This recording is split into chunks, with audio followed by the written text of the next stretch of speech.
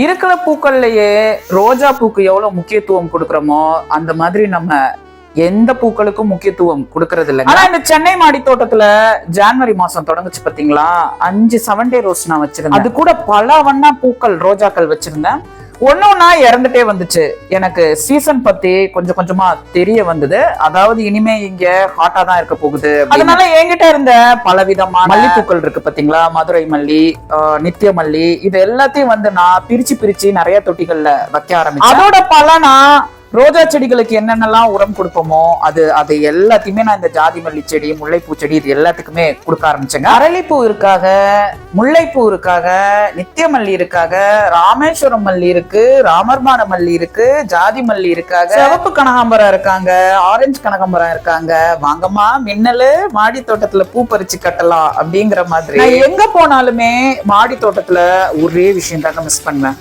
இந்த சாயந்தர நேரத்துல பூ பறிக்கிறோம் பாத்தீங்களா, அது எனக்கு ரொம்ப பிடிக்கும். அதுவும் அதை பிடிச்சு கட்டுறது எனக்கு ரொம்ப ரொம்ப பிடிக்கும். இதை பறிக்காம போனாலே நான் ரொம்ப மிஸ் பண்ணுவேன். ரெண்டாவது ஒரு விஷயம், பாலினேஷன் பண்றது, கைவழி மகரந்த சேர்க்கை. அது பண்ணலன்னு வச்சுக்கோங்களேன், அந்த காய்கறிகள்லாம் வந்து மிஸ் ஆயிடும். ஊருக்கு போனாலும் சரி, ஈவினிங் நேரத்துல நான் எங்கேயாவது பிஸியா போயிட்டாலும் சரி, இந்த 2 விஷயம் செய்யலையேன்னு என் மனசு கடந்து அடிச்சுக்கிட்டே இருக்கும். வரிப்புடலை, பச்சை வரிப்புடலை தான் இப்ப நம்ம அறுவடை பண்ணிட்டு இருக்கோம். இந்த ஒரு கொடியிலேயே நான் இது 8வது வரிப்புடலை அறுவடை பண்றேங்க. இது டேஸ்ட் ரொம்ப ஸ்வீட்டா இருக்கும். அதே மாதிரி பீர்க்கங்காய் இருக்கு பாத்தீங்களா, இது ரொம்ப சின்னதா இருக்கு பாருங்க. இந்த கொடி ரொம்ப நாளா இருக்கு, ஒரு 7-8 மாசமா இருக்கு. நிறைய காய்கறிகள் கொடுத்துட்டே இருந்தது. நம்ம மேல சத்துக்களை கொட்டினாலும் இப்ப கடைசியா அதுக்கு வயசாயிடுச்சா என்னன்னு தெரியல, சின்னதுலயே வந்து முத்தி போனது மாதிரி தான் இருக்கு. கொஞ்ச நாள் பார்க்கணும். இதே மாதிரி காய் வந்ததுன்னா பிடுங்கி தான் போடணும். அதுக்கப்புறமா சிவப்பு வெண்டைக்காய், பச்சை வெண்டைக்காய், இதெல்லாம் வந்து நம்ம அறுவடை பண்றோம். பச்சை வெண்டைக்காய் என் மாடி தோட்டம் பொறுத்த வரைக்கும் ஃபுல் சீசன் முடிஞ்சிருச்சுங்க. விதைகள் கலெக்ட் பண்ணி வச்சிருக்கிறேன். மீனா கணேசன் மேம் பார்த்தா லைக் அண்ட் ஷேர் பண்ணி கமெண்ட் பண்ணுங்க. நானும் கலெக்ட் பண்ணி வச்சிருக்கேன், அதை வைக்கணும். வரப்போற சீசன்ல தான்.